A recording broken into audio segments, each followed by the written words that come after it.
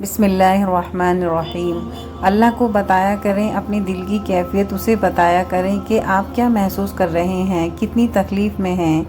آپ یقین کریں وہ بہت پیار سے سنے گا۔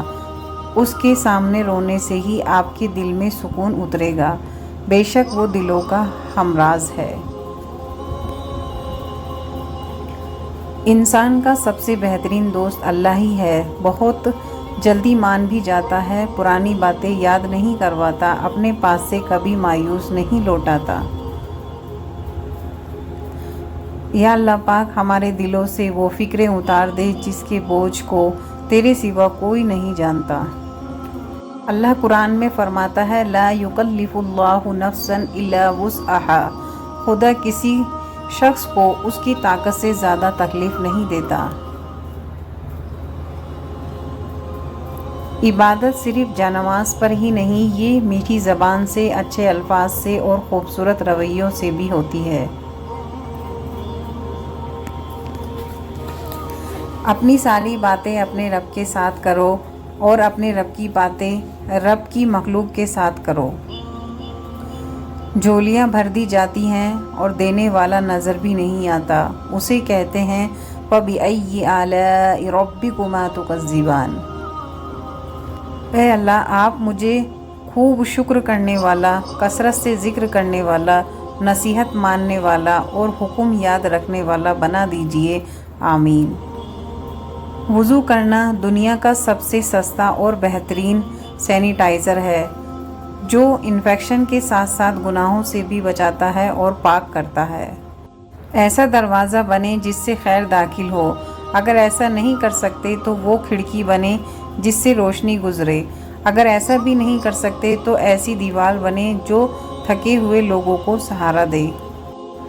زندگی چاہے آپ کو کتنی بھی تھکا دے لیکن کھڑے رہنا پڑتا ہے، اس لیے کہ کچھ لوگ آپ سے ٹیک لگائے ہوتے ہیں۔ من سجدہ وجدہ، جو اللہ کے آگے جھک گیا اس نے سب پا لیا۔ معافی اور غلطی، اپنی زندگی میں دو دروازے ہمیشہ کھلے رکھیں، ایک اپنی غلطی ماننے کا، دوسرا لوگوں کو معاف کرنے کا، یہی اصل سکون کا راستہ ہے۔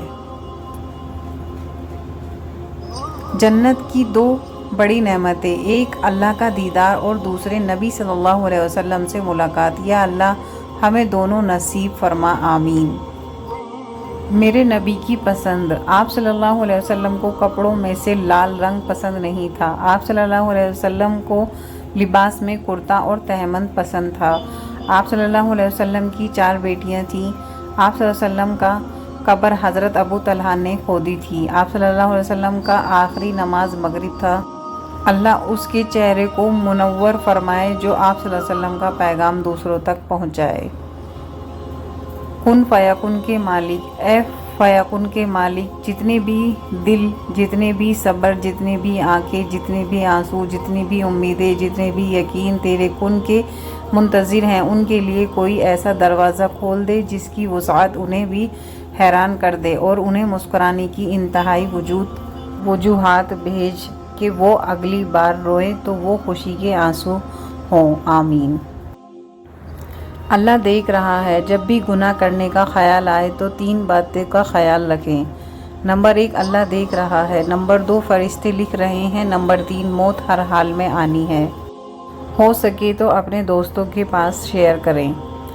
آج کا سوال، وہ کون سے نبی تھے جن کا نکاح اللہ تعالیٰ نے خود پڑھایا تھا؟ وہ ہیں حضرت آدم علیہ السلام۔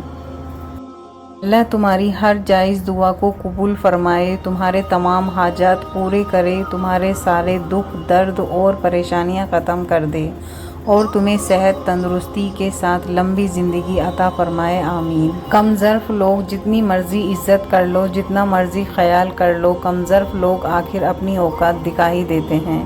پلیز ویڈیو کو لائک، شیئر، سبسکرائب کریں۔ جزاک اللہ خیر۔